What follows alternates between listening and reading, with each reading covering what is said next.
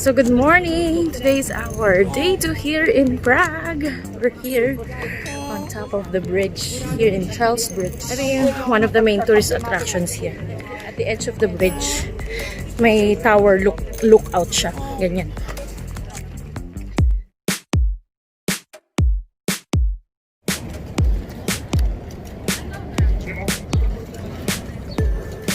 Hindi siya kasing puno before.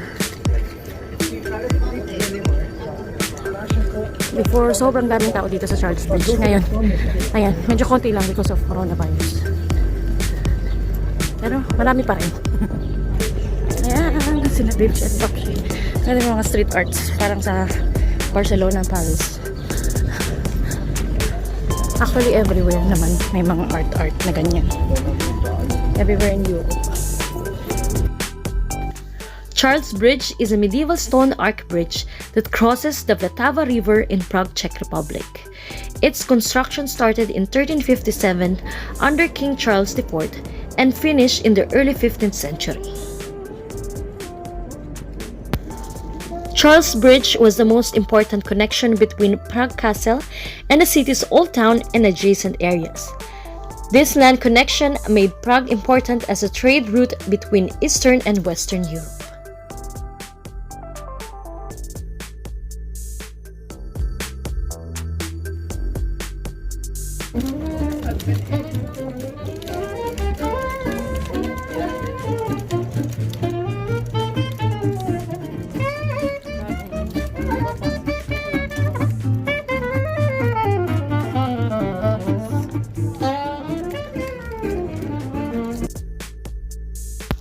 A UNESCO World Heritage Site, the bridge is 516 meters long and nearly 10 meters wide. It is decorated by a continuous alley of 30 statues and statuaries, most of them Baroque style, originally erected around 1700, but now all have been replaced by replicas.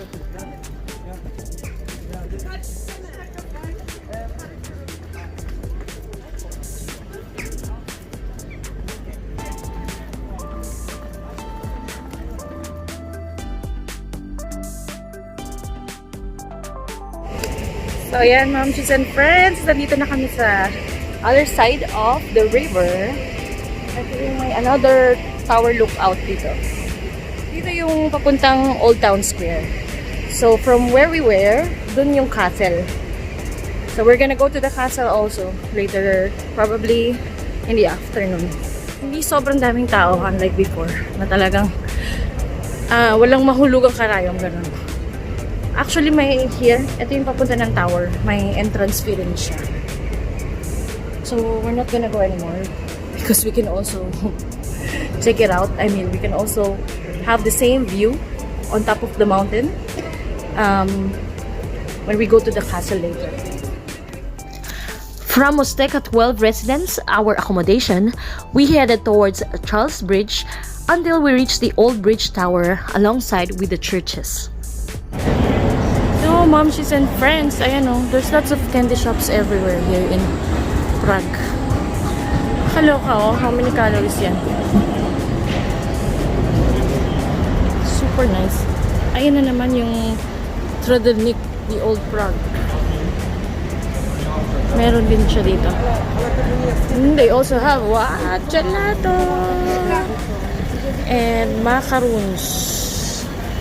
Mauulol na naman ako later. Ang daming sweets, momsies and friends. So we are approaching the Old Town Square. Punta na kami.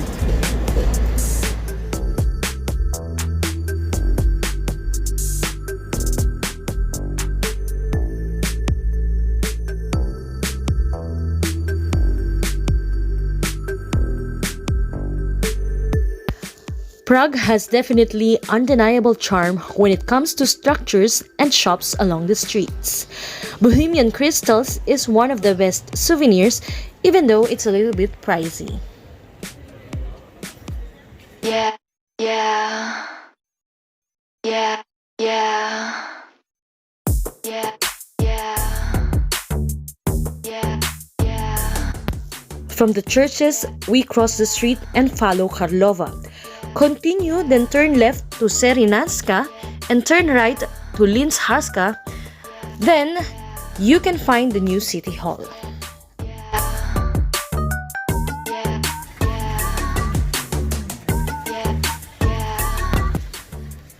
Walk straight and turn left to Kaprova and then turn right to Nam Franskakavka.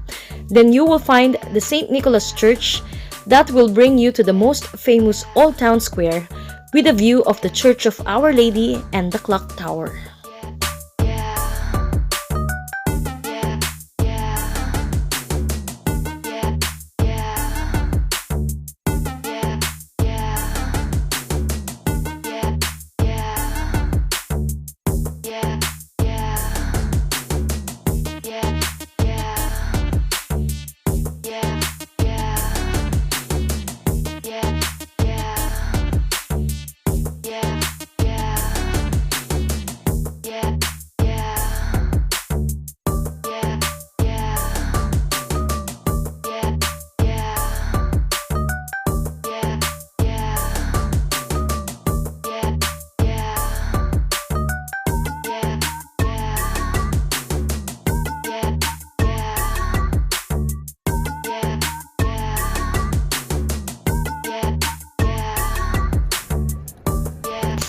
The Christmas and Easter markets are also held here in the Old Town Square, making it the busiest Christmas market in the whole Czech Republic, visited by hundreds of thousands of tourists.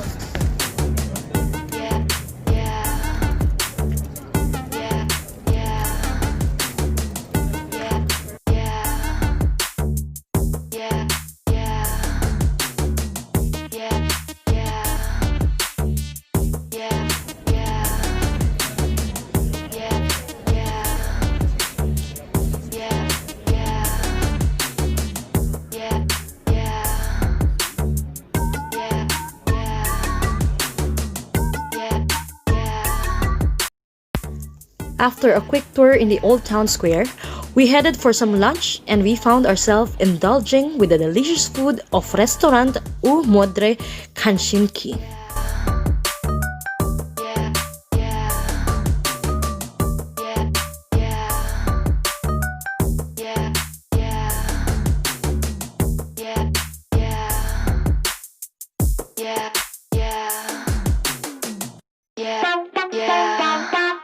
Look at that. Wasser? Ribs. And Nicht, oder aber ein Bier? meron pa siyang side dishes. Ja, It's ist gut. Czech ribs. Sa kanya. So, ayan, duck. Just like him. The dog. He's eating his kind. Let's eat. It's a little bit pricey compared to other restaurants in Prague, but I assure you that it's all worth it.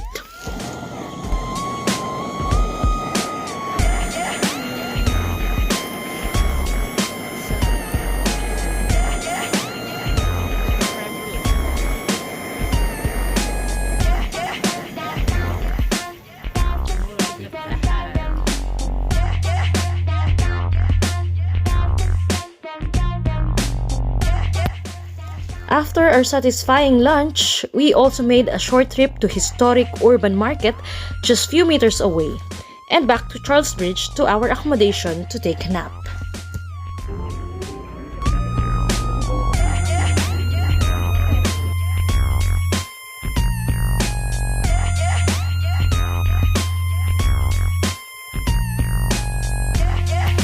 In the afternoon, we headed to Prague Castle. From Mosteka 12, we turn right onto Masteskenam and we just follow the trail to the castle going up.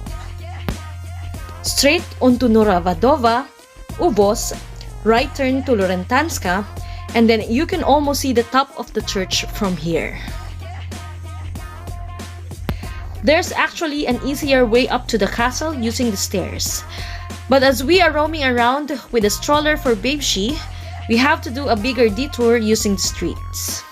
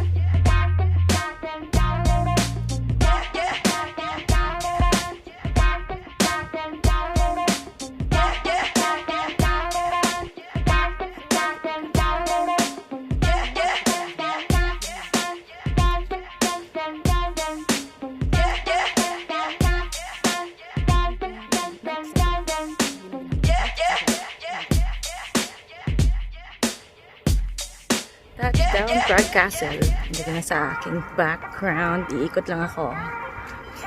Tingnan nyo, napaka-empty. Hindi kagaya before. Sobrang dami ng tao ang haba ng pila. Ayan yung Prague Castle. Tapos sa likod niya is yung cathedral. Super quiet na. Anong oras pa lang? Siguro mga 5:30 or almost 6. So actually, Prague is one of the oldest city in the world. So this castle was built in 9th century. It's like 800 something. Ganun siya katanda. Super old na. And dito nag-start yung mga civilization, Bohemian Empire, and then Roman Empire bago nagkaroon ng Czechoslovakia. Ang hirap niyang i-pronounce. Ganda, diba?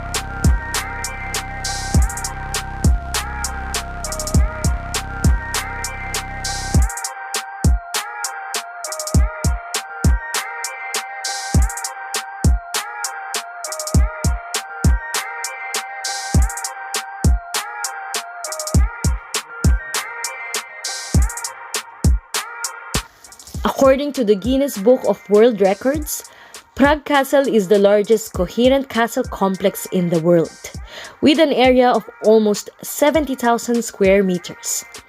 A UNESCO World Heritage Site, it consists of a large-scale composition of palaces and buildings of various architectural styles, from the remains of Romanesque-style buildings from the 10th century through Gothic modifications of the 14th century.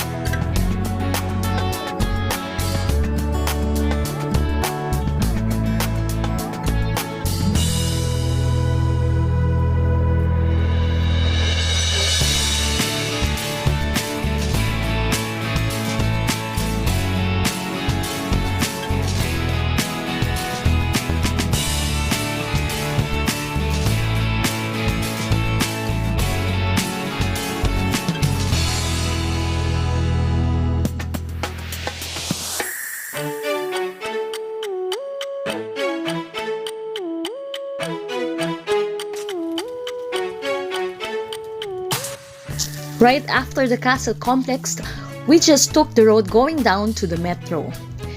And soon, we found ourselves again by the river to have a nice view of the boats passing by and the beautiful scenery it offers.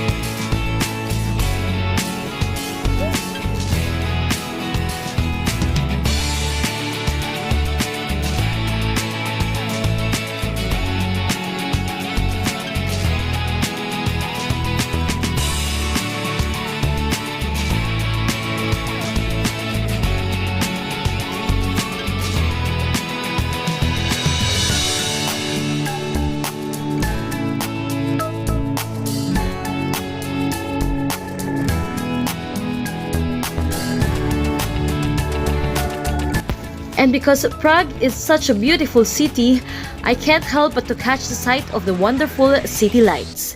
And as always, it did not disappoint me.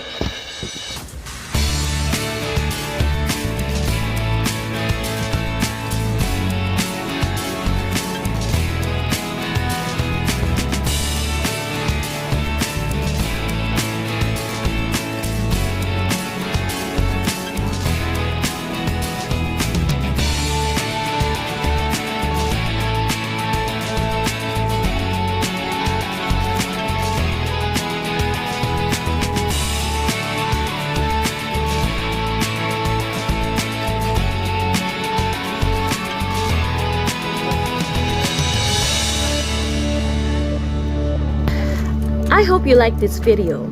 If you love videos like this and if you haven't subscribed to my channel, please hit the red button and the notification bell so you'll be updated. Thank you so much for watching and bis zum nächsten Mal. Tschüss!